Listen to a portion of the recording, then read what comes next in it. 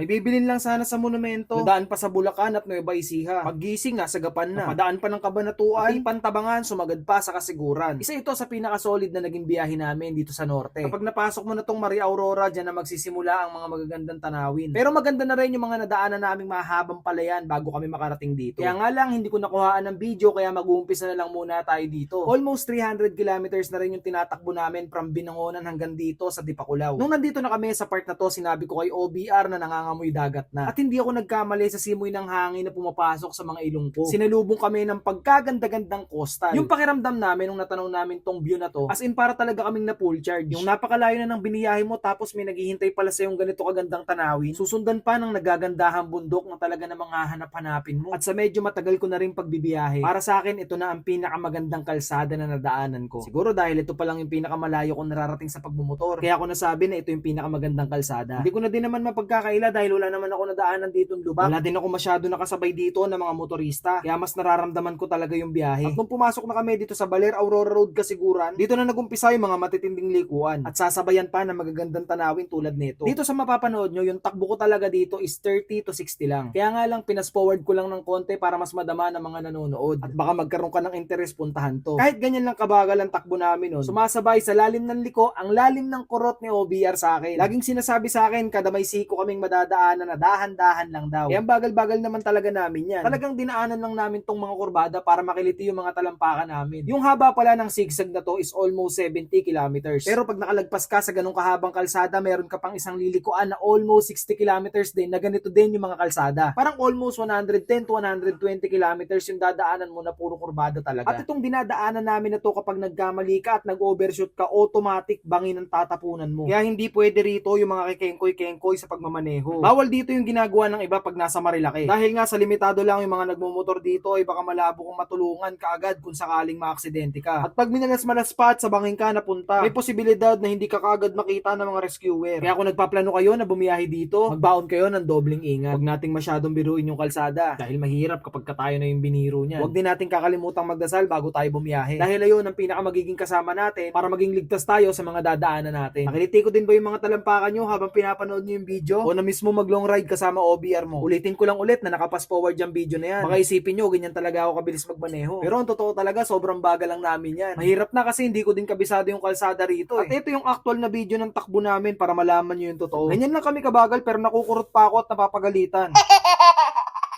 Pero syempre kasama talaga sa biyahe namin yun, kaya pinabayaan ko na lang. Nung nakapasok naman na kami sa Kasiguran na wala na yung intense sa biyahe namin, lalo nung nadaan kami dito sa lugar na to, ito yung kalsada kapag nalagpasan mo yung Luwal Bridge. Palagay ko isa to sa tambayan ng mga lokal dito, lalo kapag sasapit yung hapon. Bago namin marating yung campsite na pupuntahan namin dito, may nadaanan kaming rough road na almost 1 kilometer. Doon kami pupunta sa may Paradiso de Kasiguran, yung mismong tapat ng isa sa pinakasikat na tourist destination dito. At yung iba siguro ay pamilyar na sa Tibu Tidal Pool. Sa sobrang ganda ng alon ng dagat na to, yung kadalasan pumupunta dito ay yung kumukuha ng prenup shot para sa kasal nila. At yung pinaka-Tibu Tidal Pool naman yung paliguan dito, na merong nagagandahang mga rock formation at sobrang linaw ng tubig na halos makita mo na yung mga isda sa ilalim. Yung ginawa ko pa nga sa mga isda rito para makasabay ko sila maligo, ay binatuhan ko sila ng tinapay. Kaya kung pupunta kayo dito, wag na wag niyong kakalimutan magdala ng tinapay. Yan yung ginawa kong paraan para mas makita ko sila lalo. At para makasabay ko na rin sila sa paglangoy ko. Yung tubig dito hindi ganun kalamigan. Kaya kung hindi ka masyado nag-enjoy sa malamig na tubig, pwede ka dito. Ganito din sinasalubong yung umaga dito. Talagang tapat na tapat ka sa sikat ng araw. Ito yung pinaka na-appreciate ko sa pagpunta namin dito sa lugar na to. Yung alas 5 pa lang ng umaga sasalubungin ka ng pagkaganda-gandang sunrise.